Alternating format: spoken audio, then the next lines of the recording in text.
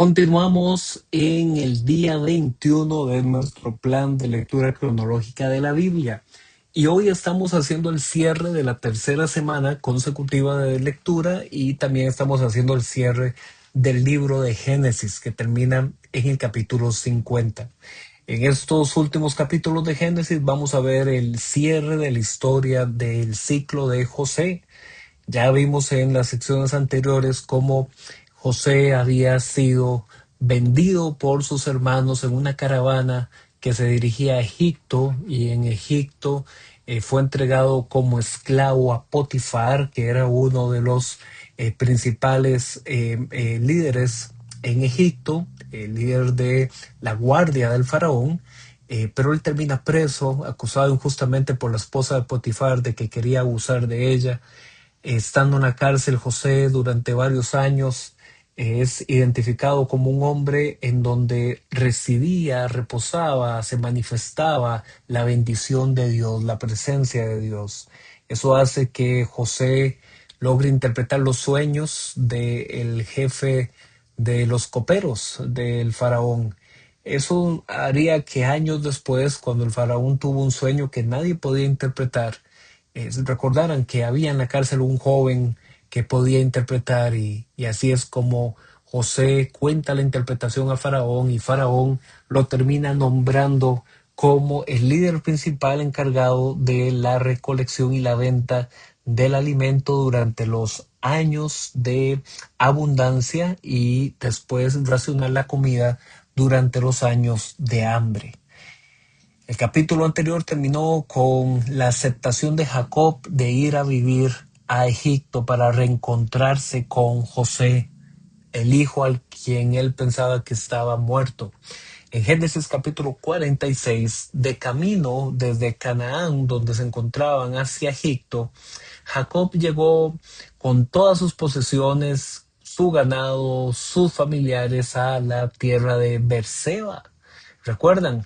Ahí fue donde él había tenido aquellas revelaciones del pacto de Dios y aquí una vez más es donde Dios se le revela para confirmar que en Egipto su descendencia será multiplicada y que no debe tener temor de ir ahí.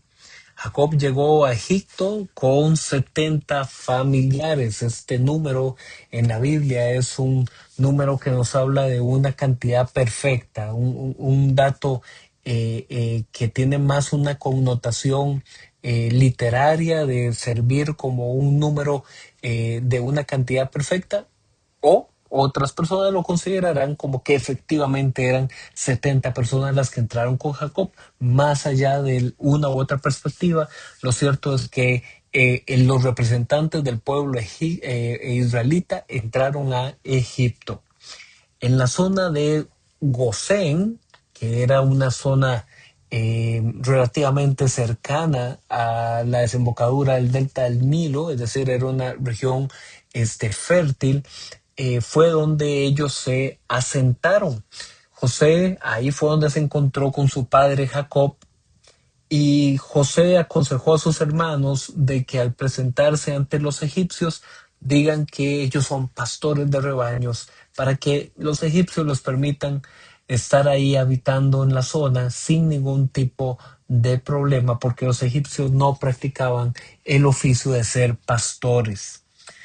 Después de tantos años, después de tantas cosas que habían pasado, finalmente José se reencuentra con su padre Jacob y ambos pueden abrazarse y llorar juntos en ese reencuentro entre padre e hijo.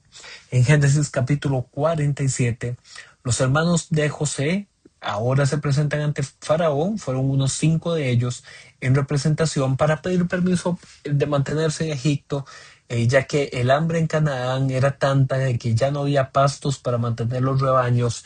Y también Jacob, el padre, fue presentado ante Faraón, quien les permite quedarse en Egipto y ser pastores.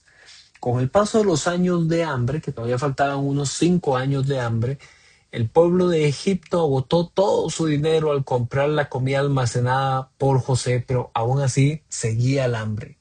Entonces vendieron sus animales como moneda de pago Y cuando ya no tenían animales, entonces vendieron sus tierras y aún el hambre seguía hasta que solo les quedó venderse a sí mismos como esclavos a Faraón. Entonces José les permitió cultivar la tierra que ahora ellos habitaban, pero que ya le pertenecía al faraón, con el impuesto de entregar a Faraón la quinta parte de las cosechas. De esta forma el faraón llegó a ser el dueño de toda la tierra de Egipto y con el dominio del pueblo. El capítulo finaliza con la promesa de José de dar sepultura a Jacob en la tierra de sus antepasados y no dejar sus restos en Egipto. En Génesis 48, como ya Jacob estaba enfermando, José fue a visitarlo con sus dos hijos, el mayor Manasés y el menor Efraín, a quienes Jacob bendijo como si fueran sus propios hijos. Y esto va a ser muy importante en futuras lecturas de otros libros de la Biblia, porque Manasés y Efraín terminarían convirtiéndose, aunque eran nietos de Jacob, recibirían herencia en la tierra prometida como si fueran hijos directos de Jacob. La Biblia luego nos narra un evento muy interesante donde Jacob, que recordemos que era el hijo menor, era el segundo hijo, el mayor era Esaú, pero su padre Isaac había dado la bendición de primogenitura no al mayor, sino a él, que era el menor. Y aquí entonces Jacob hace algo similar con los hijos de José, porque en la bendición que les da, favorece al hijo menor, a Efraín, por encima del hijo mayor, Manasés. En Génesis capítulo 49, ahora Jacob extiende el mensaje de bendición hacia sus otros hijos, pero lo hace de una forma profética, como si fuera un oráculo de cosas que iban a suceder en el futuro, porque las bendiciones de Jacob, aunque son recibidas por sus hijos, en realidad era un mensaje con características que se extendían a la representación de sus descendencias y sus futuras tribus. Al primer hijo, a Rubén, Jacob le sacó un recuerdito que quizás él no tenía presente, porque aunque era su hijo primogénito en quien se supone que debería recaer el liderazgo del clan, Jacob le retira a Rubén el derecho a la primogenitura, porque le recuerda que él había tomado su concubina cuando murió Raquel. Y eso, como lo habíamos dicho en días anteriores, era un gesto de querer usurpar el liderazgo del padre. Entonces Jacob le dice a Rubén, yo esto lo recuerdo, tú te acostaste en mi cama, te acostaste con la concubina y por lo tanto ya pierdes el derecho de esa primogenitura.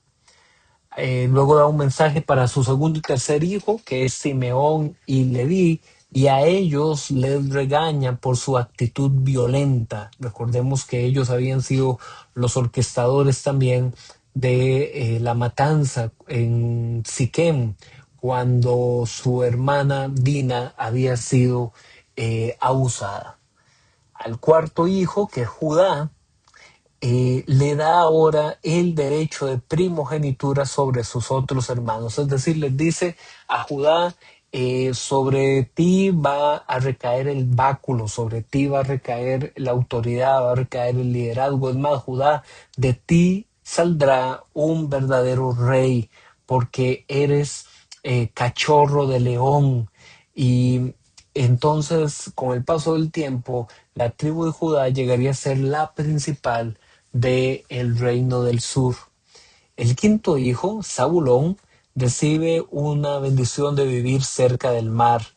Recuerden, todavía la repartición de las tierras no se habían dado, por eso es que estas bendiciones también tienen una connotación profética, o como lo han interpretado algunos eruditos, en realidad es como una reconstrucción literaria que se hizo para justificar la repartición de la tierra, y el texto entonces se produjo muchos años después. Eso es desde un punto de vista más de la crítica bíblica. Aquí lo que nos interesa es que la reseña del texto tal cual está, que es donde ahora Jacob introduce estas bendiciones, pero colocando como elementos de características de animales a sus hijos.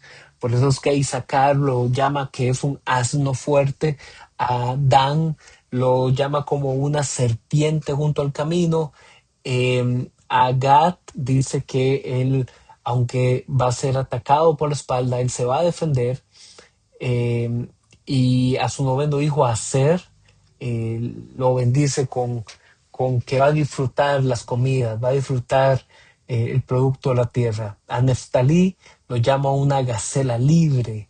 Al onceavo hijo, a José, también le da una bendición bastante extensa, un poema bien bonito, donde lo llama un retoño fértil y un arco que siempre permanece tensado, que permanece fuerte.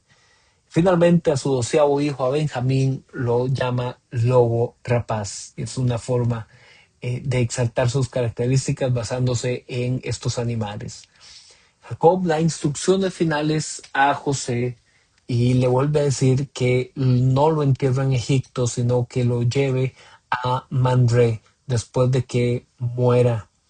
En Génesis capítulo 50, eh, José finalmente, ante la muerte de su padre Jacob, le ordena a los egipcios que embalsamen el cuerpo de Jacob y que con permiso del faraón él pueda ir junto con una comitiva de luto a dejar el honor que se merece su padre hasta la tierra de Macpela, donde está la cueva para sepultar el cuerpo de Jacob. A Jacob duraron unos 40 días embalsamándolo, que eran las costumbres que hacían los egipcios con los altos dignatarios. Como Jacob había muerto, que era el padre, los hermanos pensaron que ahora sí José se aprovecharía de eso para vengarse de ellos. Pero José les reafirmó su perdón y su protección en Egipto. Todos los descendientes de Jacob permanecieron en Egipto. El tiempo que ellos estuvieron ahí, José llegó a alcanzar los 110 años, vio las generaciones de sus nietos y al morir también fue embalsamado. Pero antes había pedido, igual que su padre, no ser enterrado en Egipto, sino ser llevado a la tierra de Canaán. Por eso es que el cuerpo de José también fue embalsamado. Finalmente, también se indica que antes de José morir, le dijo a sus descendientes que se mantuvieran atentos. Dios no los había olvidado. Dios llegaría a actuar para hacer regresar al pueblo a la tierra que él había prometido a Abraham, a Isaac y a Jacob. Y ese justamente va a ser entonces el pie de partida para lo que vamos a ver en el siguiente libro, en el libro de El Éxodo. Pero eso lo arrancamos mañana. Nos vemos.